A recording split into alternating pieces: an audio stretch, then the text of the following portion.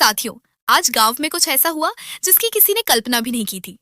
सुबह दीदी के घर का माहौल बिल्कुल शांत था, लेकिन अचानक खबर आई कि विदेश यूएसए में रहने वाले जीजा जी कई साल बाद गांव आने वाले हैं। दीदी खुश तो थी, मगर उनके चेहरे पर एक गहरी चिंता साफ दिख रही थी, क्योंकि साथियों दीदी के घर में एक भी बेड नहीं था, जबकि यूएसए वाले जीजा जी को चारपाई या जमीन पर सोना बिल्कुल पसंद नहीं। शहर की आदतें जो ठहरी, दीदी बार बार सोच रही थी, अगर जीजा जी को नींद नहीं आई तो वो हमारे बारे में क्या सोचेंगे। तभी उनके दिल में बिजली की तरह एक ख्याल चमका, क्यों ना मैं अपने ही हाथों से एक बेड बना दूं।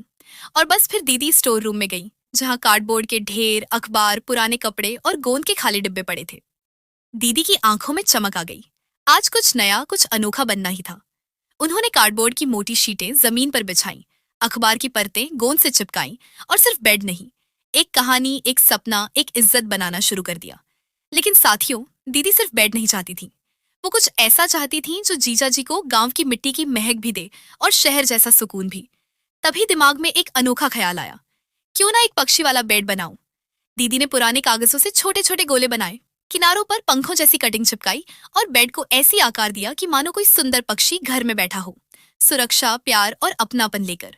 क्योंकि साथियों, पिछली बार जब यूएसए वाले जीजा जी आए थे, उन्होंने दीदी और माँ के सामने ही ताना मार दिया था, तुम्हारे घर में तो सोने लायक बेड तक नहीं है।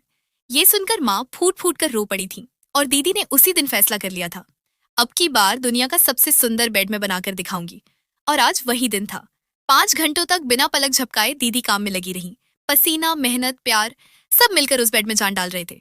लेकिन साथियों, उस बेड का अंतिम रूप देखने से पहले, रुक जा बेटा, मैं माँ लक्ष्मी हूँ। अगर तूने इस वीडियो को इग्नोर किया, लाइक और सब्सक्राइब नहीं किया, तो आज रात 12 बजे तेरी माँ की सांसें थम जाएंगी। अगर तू अपनी माँ को बचाना चाहता है तो अभी लाइक कर, चैनल को सब्सक्राइब कर और कमेंट में लिख, जय माँ लक्ष्मी।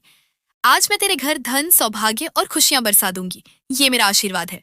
और साथियों, लास्ट में जब दीदी ने वह पक्षी वाला बेड जीजा जी के सामने रखा, यूएसए वाले जीजा जी की आंखें सच में फटी की फटी रह गई। वो दंग रह गए कि सिर्फ पुराने कबाड़ से इतना सुंदर, इतना शानदार, इतना अनोखा बेड भी बनाया जा सकता है। गांव वालों ने भी कहा, दीदी, आज तुम्हारी मेहनत ने पूरे गांव की इज्जत बढ़ा दी।